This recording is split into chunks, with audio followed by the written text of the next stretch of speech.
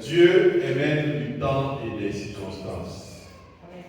Dieu est maître du temps et des circonstances. Nous voulons voir ce Dieu ce matin. Qui, la Bible dit, toutes les nations tirent de lui. Il n'y avait pas quelque chose avant lui. Il n'y avait pas d'avant lui. Tout ce qui existe est venu après, vient après lui, pas est venu. Parce qu'il n'a jamais commencé. Amen. C'est un mystère profond. D'où est venu Dieu? Il est venu de Dieu. Amen. D'où est venu Dieu? Il est venu de Dieu. Il est l'origine, le point de départ. Mais les hommes ont tellement réfléchi sur cette question de Dieu. Ils se sont demandé d'où vient-il vraiment. Ils ont conclu que c'est une notion philosophique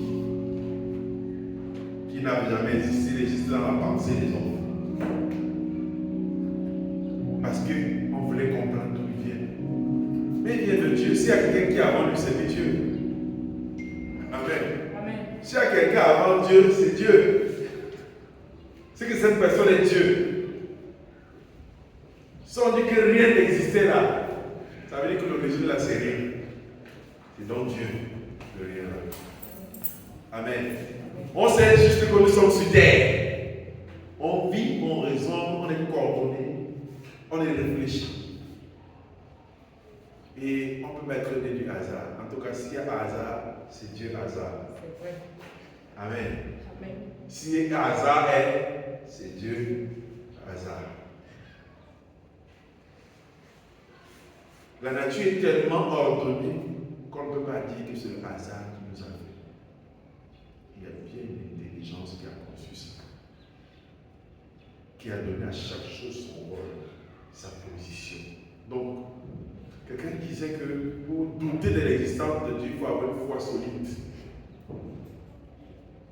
Amen. C'est-à-dire que ton incrédulité là doit être une foi solide pour douter de l'existence de Dieu. C'est difficile de douter de son existence. Si on lui enlève le nom de Dieu, on appelle ce qu'on veut là. C'est ça Dieu. Amen. Si on dit que c'était nos ancêtres là, nos ancêtres là c'est Dieu. Mais toutes choses et les Écritures sont tellement vraies qu'elles nous disent que toute chose a été créée pour un but, même le séjour des morts. La plante ne devient pas homme et puis devient plante après. Elle est son rôle de plante et il y a les autres pour la manger. C'est tellement ordonné que ça ne peut pas le faire du hasard. Dieu existe. Alléluia. Et nous voulons parler de ce Dieu qui est le maître du temps et des circonstances. Amen. Alors, ce matin, je viens nous rappeler donc cette vérité qui est là, c'est que Dieu est le maître des temps et des circonstances. Oui, nous voulons comprendre que Dieu est le maître des saisons. Et l'Ecclésiaste nous le dit, il y a un temps pour toutes choses sur le soleil. Il nous dit qu'il y a un temps pour pleurer, il y a un temps pour lui. Il y a un temps pour semer, il y a un temps pour récolter. Il nous dit qu'il y a des saisons. Et nous voyons les saisons de pluie qui est en train de s'achever, la saison sèche qui arrive. Amen. Et Dieu est au contrôle de ces saisons, de ces circonstances. Amen. Et il y a des saisons qui arrivent aussi dans nos vies. Des saisons de désert, des saisons de joie, des saisons de malheur. C'est ce que nous ne devons pas oublier. Être chrétien ne veut pas dire que nous ne vivons plus les saisons. Il y a des saisons dans nos vies. Il y a des saisons où on tente beaucoup, ça ne marche pas. Il y a des saisons où on tente peu, ça marche. C'est comme ça. Amen. Amen. Nous devons le comprendre. Ne crois pas que la vie sera toujours la même. Il n'y a pas de monotonie. Amen. Ça monte, ça descend, ça monte, ça descend, ça monte, ça descend, ça monte, ça descend. C'est pour ça que tu ne vas pas avoir un comportement bizarre. Tu deviens bizarre parce que tu passes des temps difficiles. Tu dois savoir que ça doit arriver. Amen. Tu dois savoir. Ton problème, comme je l'ai dit souvent, c'est de savoir comment je passe ça sans qu'on le casse. Amen. Comment je m'adapte. Et c'est pour ça que vous verrez que les gens, peut-être pas chez nous en Afrique, parce que nous on porte le pluie noir en saison sèche. Le son noir en saison sèche. On porte. Ou bien on met les par-dessus. En saison sèche, comme les sapeurs congolais, qui ne savent pas qu'il y a les saisons, ils mettent seulement. Mais pour ceux qui ont beaucoup de saisons, là-bas à l'étranger, quand l'été vient, ils vendent les habits de l'hiver et du printemps pour acheter les habits d'été. Quand l'hiver vient, ils vendent les habits de l'été pour avoir les habits de l'hiver. Amen. Si tu tentes de t'habiller en été, en hiver, comme en été, on ne va pas te dire, c'est pas quelqu'un qui va te dire, va porter les habits épais. Mais les habits simples, démembrés, c'est pas quelqu'un qui va te dire, la saison elle-même va te toucher, tu vas aller porter les pulls. Personne ne va te dire que mets le chauffage dans ta maison. Parce que tu ne mets pas ça, tu vas congeler dans ta propre maison. Ce n'est pas quelqu'un qui va te dire. Et donc, pour éviter de subir la saison qui arrive, qu'est-ce qu'il faut? Créer par exemple le chauffage dans la maison. Pour réchauffer la maison.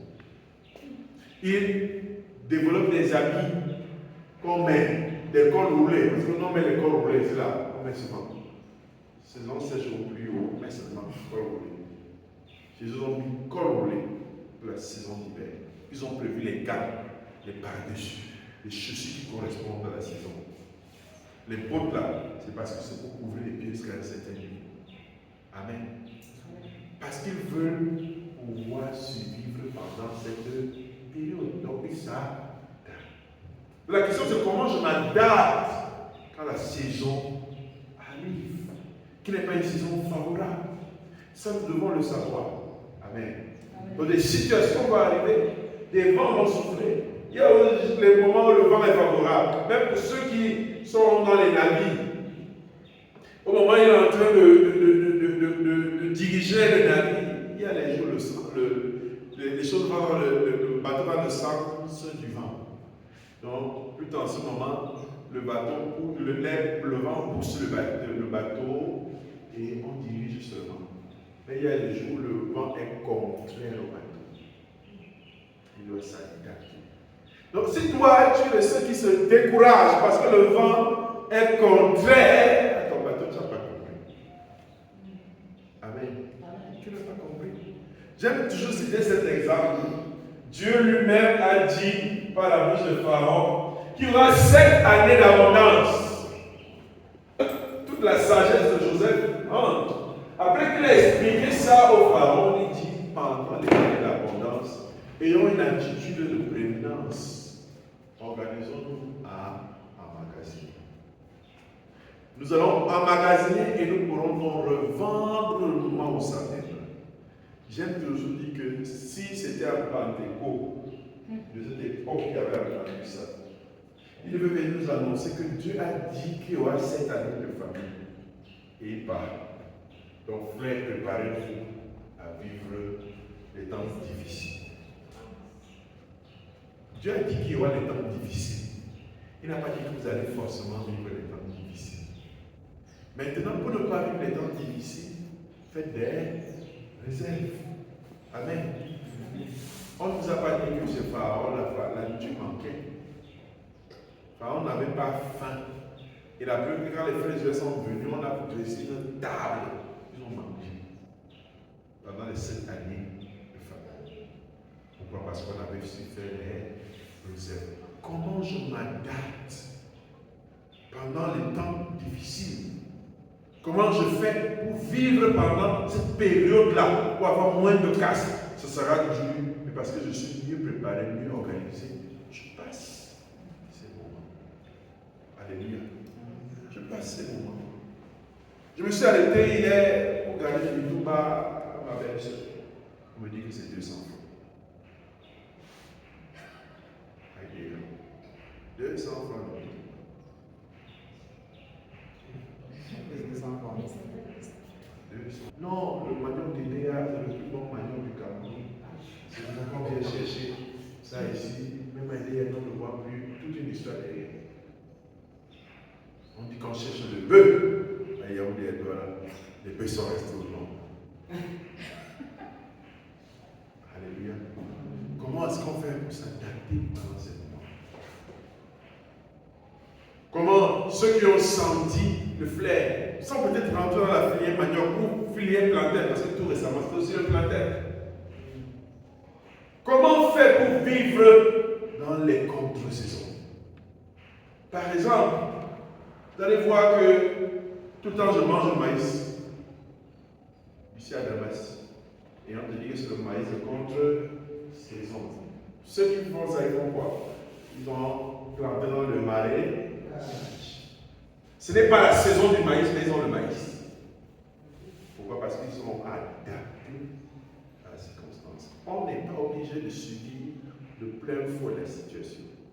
Ce qui va nous permettre, c'est notre sagesse, l'intelligence que nous mettons derrière. Alléluia. Donc, les saisons, elles existent. Et Dieu contrôle les saisons. Il renverse les situations, il transforme l'impossible en possible. Et nous devons avoir la même attitude pour renverser les situations. Alléluia.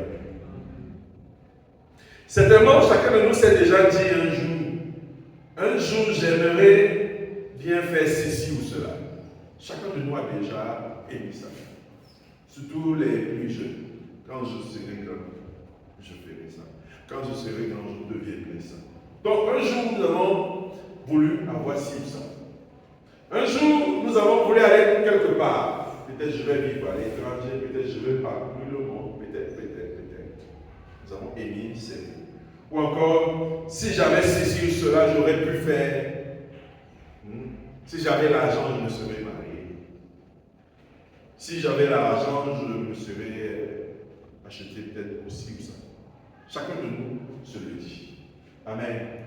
Donc ces paroles révèlent nos désirs, révèlent que nous avons des attentes, révèlent que nous avons des espoirs qui sont suspendus. On a un espoir que un jour on aura ci ou ça. On souhaite vivement, on prie, on attend que la situation nous soit accordée. Alléluia. Amen. Et donc ce matin, je viens te dire que ce jour est en chemin. Amen. Où ton si, où ton désir, où ton vœu va être accompli.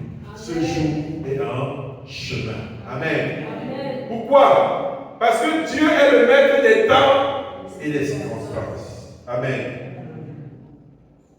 Dieu est le maître des temps et des circonstances. Tes si, tes vœux, tes attentes, tes demandes sont en chemin.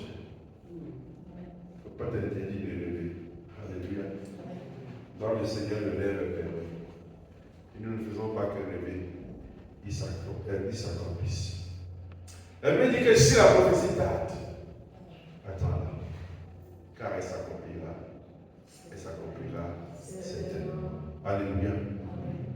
Ouvrons dans Daniel chapitre 2, verset 21. Je vous invite à vous lever, nous allons donner la parole de Dieu. Il nous dit là-bas, c'est lui qui change les temps et les circonstances, qui renverse et qui établit les rois, qui donne la sagesse aux sages et la science à ceux qui ont de l'intelligence. Alléluia. La Bible nous dit que, et c'est Daniel qui parlait ici, parlant de Dieu, c'est lui qui change les temps. Donc Dieu a la capacité de changer les temps. Tu dois savoir que tu sers un Dieu qui est capable de changer les temps et les circonstances. Le temps dit mauvais, Dieu peut le changer en temps favorable. Yes. Le temps difficile, Dieu peut le rendre en temps de faveur. C'est lui qui change les temps et les circonstances, qui renverse et établit les rois. Les rois, ce sont les gouvernants. Alléluia. C'est lui qui renverse et qui établit. Je l'ai dit. Je le répète chaque fois qui fait la finale. Pour le compte de notre pays, pour battre le NDPC, il n'y a que Dieu. Que ce soit légal ou illégalement, c'est difficile.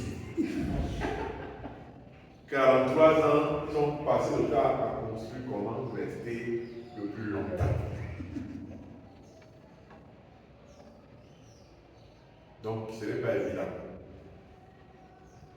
Personne ne veut perdre ce qu'il mange. Là, il mange, la mangeoire. Donc, ils sont préparés pour ça. Il n'y a que Dieu. C'est pour ça que la Bible nous dit que c'est lui qui renverse et établit les rois. Donc, allez chez Dieu. Amen. Amen. Allez chez Dieu. C'est lui seul. Allez lui présenter la situation. Qui donne la sagesse aux sages? Quand vous voyez quelqu'un sage, c'est Dieu qui lui donne la sagesse. C'est Dieu qui lui donne la sagesse. Bienvenue, jeune homme. Bienvenue à l'église à 12h. Il donne la sagesse aux sages. Et celui qui donne la science aux intelligents. C'est Dieu. Donc, Daniel est face à une situation injuste au moment où il dit cette parole. Une situation dangereuse. Mais face à cette situation, il a fait quoi? Il s'est tourné vers Dieu avec ses amis. C'est pour ça que j'invite les gens à arrêter de se faire oh, 7 ans de difficulté encore. Et pourquoi? Tournez-vous vers Dieu.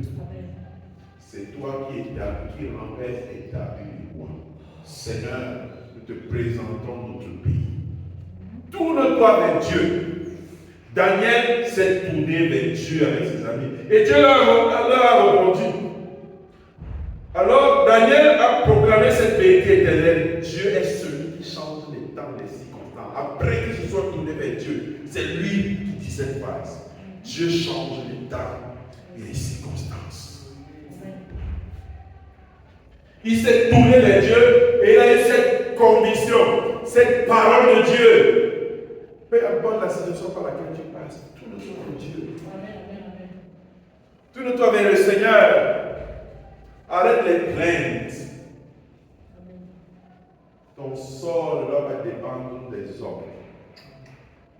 Il doit dépendre de Dieu. Ton sort ne doit pas dépendre des circonstances. Il doit dépendre de Dieu.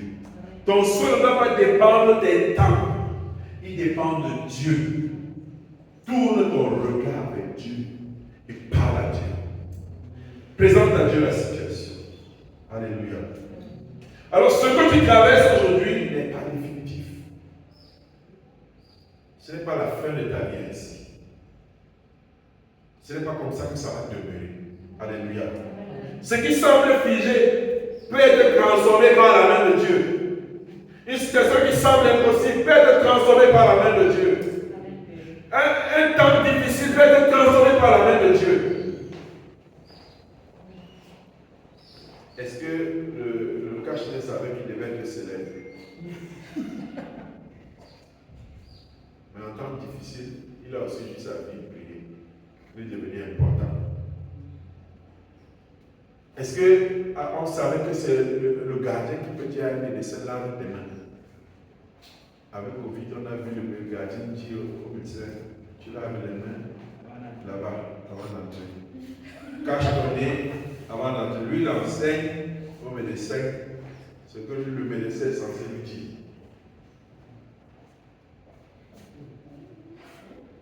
Les temps changent. Amen. Ce qui paraît être fermé aujourd'hui peut s'ouvrir par la puissance de Dieu. Donc ne conclue jamais ta vie et tu dis qu'il n'y a pas d'espoir. Parce que ce que l'on fait, ça peut être normal. C'est que quand il est dans les besoins, il est dans les difficultés, il réfléchit avec son cerveau. Il calcule, comme disait la cérémonie ici. Il calcule.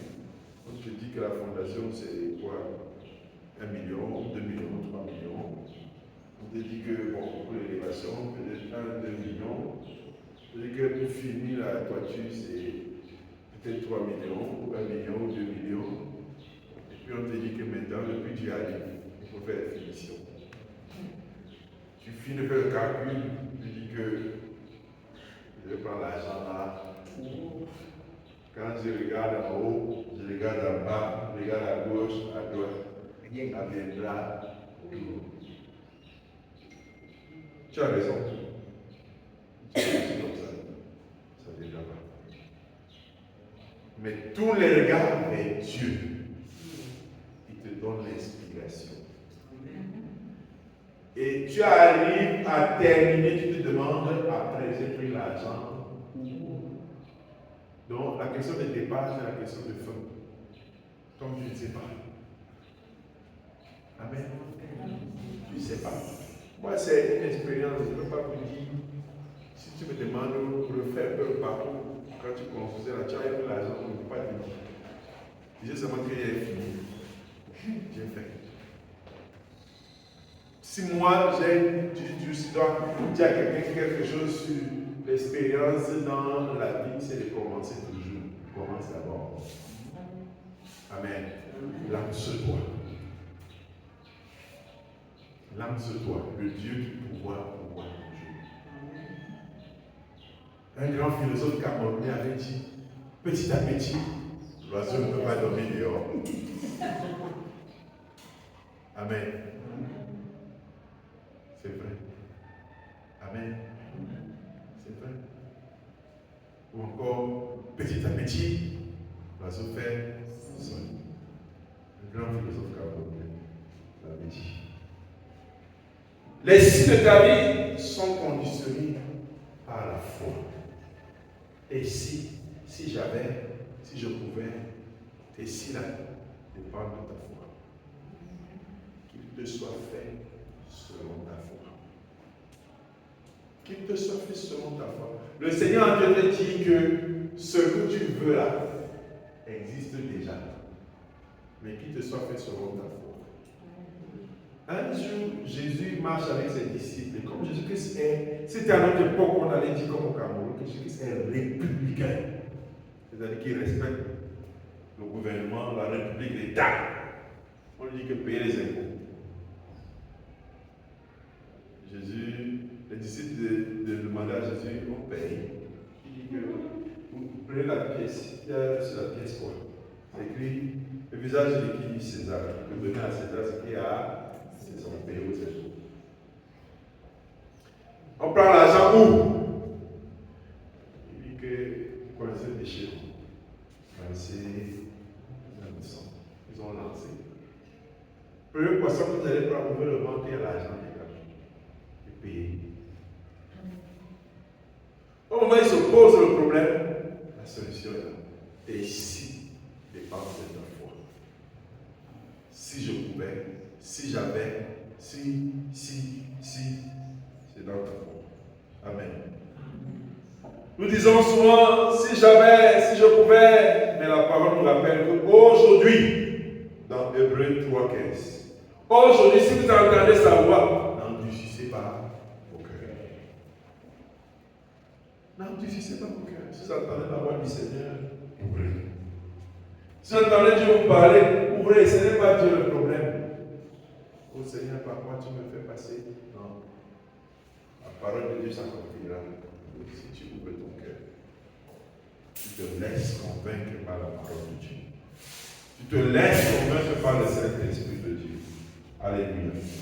Tu ouvres ton cœur et le Seigneur va te toucher, te convaincre. Nous devons savoir qu'il y a un jour qui existe. On l'appelle aujourd'hui. Amen. Aujourd'hui. Tout commence toujours par aujourd'hui. Amen. Tu peux connecter ton éternité par aujourd'hui. Aujourd'hui va déterminer ton éternité. Ton demain, comme dit souvent l'apôtre, qui dépend de aujourd'hui. C'est ce que tu crois aujourd'hui qui va faire que demain, cela se manifeste. Amen. Donc aujourd'hui, tu peux croire que Dieu agit. Aujourd'hui, tu peux déclarer que ton si devient oui en Jésus-Christ. Amen. Et la Bible nous enseigne que Dieu fait toutes choses bonnes, belles, en son temps. Amen.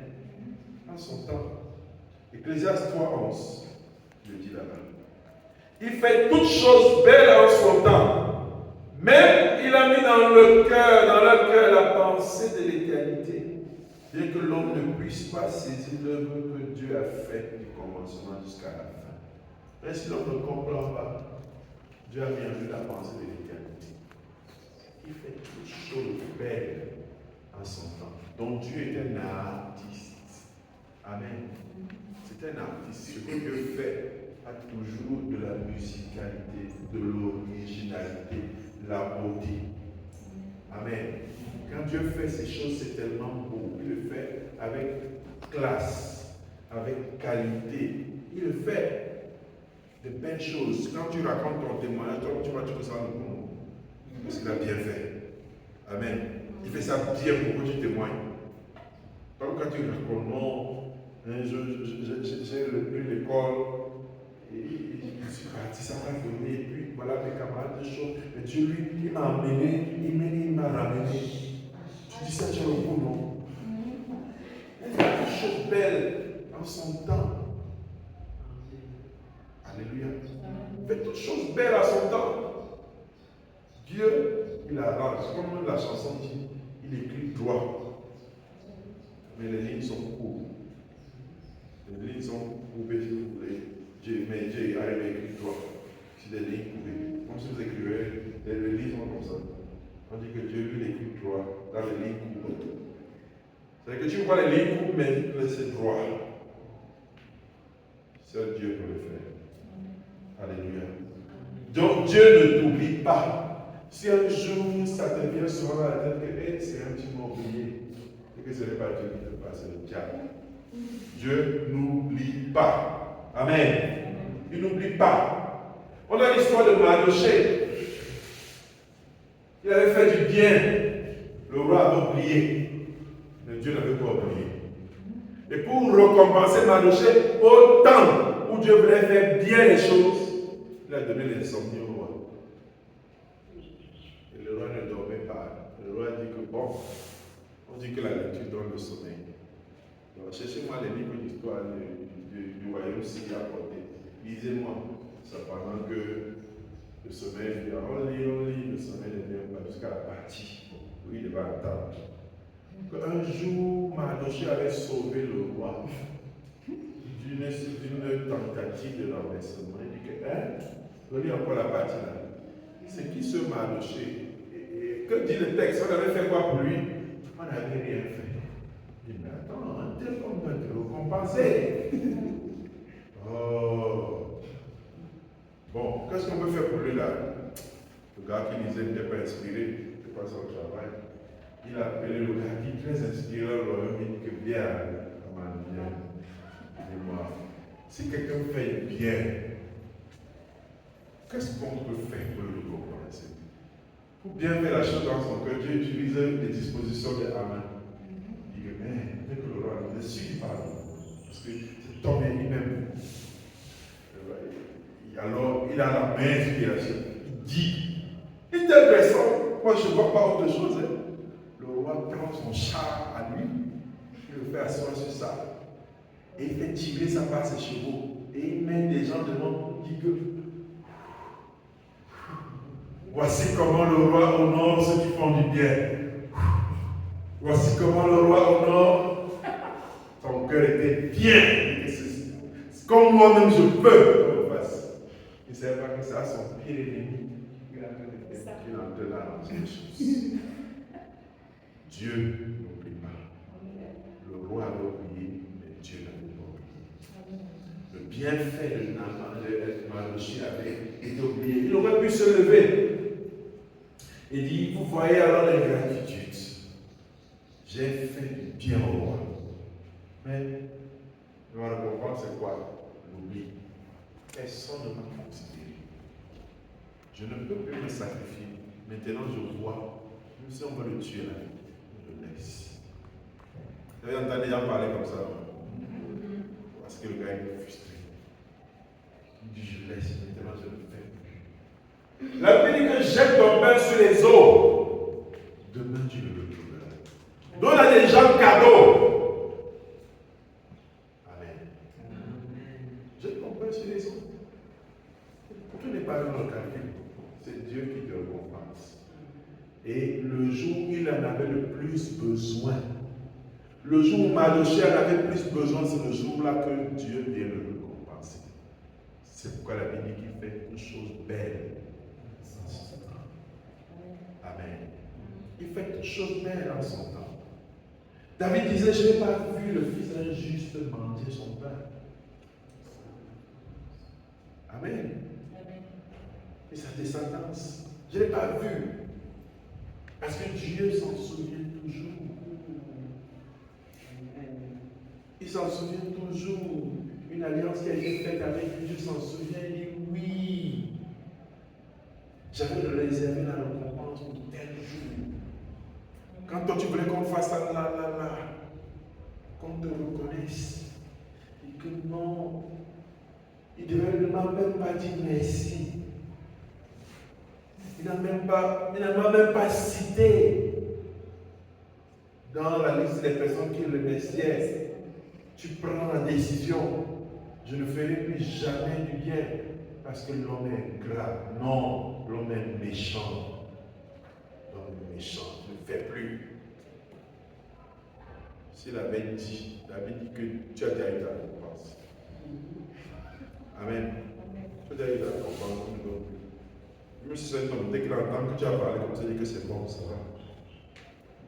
Même ce que vous voulez faire, ne le faites plus. Ça va. Dieu a attendu le jour où il en avait le plus besoin. Et le roi n'a même pas discuté la proposition d'Aman. Il a mis Mardochée dessus. Et on faisait. Voici comment le roi honore ceux qui font du bien. Le gars profitait. Ça lui faisait du bien. Et c'est sûr que s'il était en Cameroun, il allait aussi faire une citation d'un grand philosophe. Un bienfait ne se perd jamais. Amen. Un bienfait ne se perd jamais. Amen. Chaque jour de patience est un jour où ton compte spirituel fructifie. Amen.